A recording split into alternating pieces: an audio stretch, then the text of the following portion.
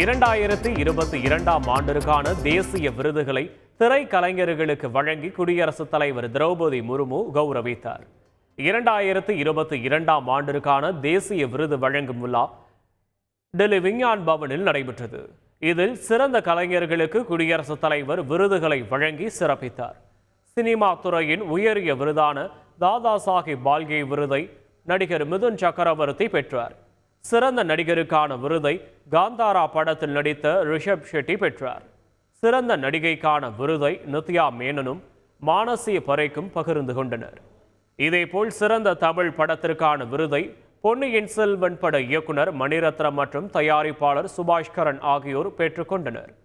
பொன்னியின் செல்வன் ஒன்றுக்கான சிறந்த பின்னணி இசைக்கான விருதை ஏஆர் ரகுமானும் சிறந்த சவுண்ட் டிசைன் விருதை ஆனந்த் கிருஷ்ணமூர்த்தியும் பெற்றுக்கொண்டனர்.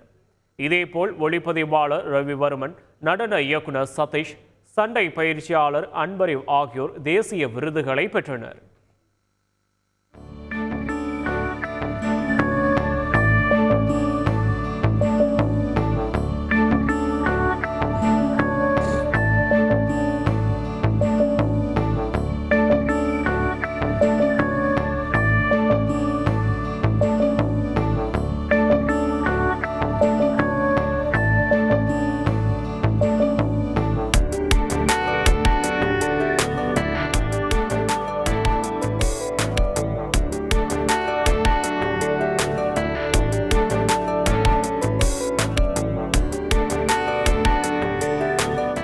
ரொம்ப பெருமையா இருக்கு. மணிரத்னம் அவரோட படத்துல திருப்பி 7வது அவார்டு கிடைச்சிருக்கு.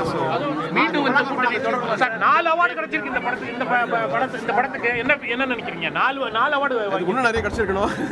இன்னும் நிறைய கிடைச்சிருக்கணும்ங்களா? அப்படின்ட்டு இல்லை, பட் இது கிடைச்சது பெரிய விஷயம். இவ்வளோ லாங்குவேஜ், இவ்வளோ மாநிலங்கள் இருக்கு, அதெல்லாம் மீறி நமக்கு 4 அவார்டு கிடைச்சது பெரிய விஷயம். ஏன்னா கோவிட்ல அந்த லாக்டவுன்ல போய் அவங்க ஷூட் பண்ணிருக்காங்க.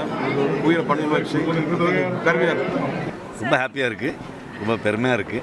ஸோ நினைக்கவே இல்லை இந்த மாதிரி ஒரு மெடலு 2 அவார்டு கிடச்சிரும் அப்படின்னு நான் நினச்சது இல்லை. ஸோ ரொம்ப தேங்க்ஃபுல்லாக இருக்குது எல்லா ஆடியன்ஸுக்கும், ஜூரிஸ்க்கு, எல்லாருக்குமே. இது எல்லா டெக்னீஷியன்ஸ்க்கும் அங்கீகாரம் கிடைக்கிறது வந்து ரொம்ப முக்கியம். அதுக்கு இது அந்த வகையில் இது ரொம்ப பெருமையாக இருக்குது. பொன்னியின் செல்வன் படத்திற்காக தேசிய விருது பெற்ற ஒளிப்பதிவாளர் ரவிவர்மன் விருதை நோக்கி தான் பணியாற்றவில்லை என தெரிவித்தார். ரொம்ப சந்தோஷமாக இருக்குது. அதுவும் பொன்னியின் செல்வன் மணி சார் காம்பினேஷனில் அந்த விருது கிடைத்தது ரொம்ப பெருமையாக இருக்குது. நம்ம விருதை நோக்கி வேலை செய்கிறதே இல்லை, நம்ம செய்கிற வேலையை ஒழுங்காக செஞ்சுக்கிட்டே இருப்போம். அந்த டைமில் இது கிடச்சிருக்கு, இந்த படத்துக்கு கிடச்சது ரொம்ப சந்தோஷமாக இருக்குது. செய்திகளை உடனுக்குடன் தெரிந்து கொள்ள உடனே சப்ஸ்கிரைப் பண்ணுங்க.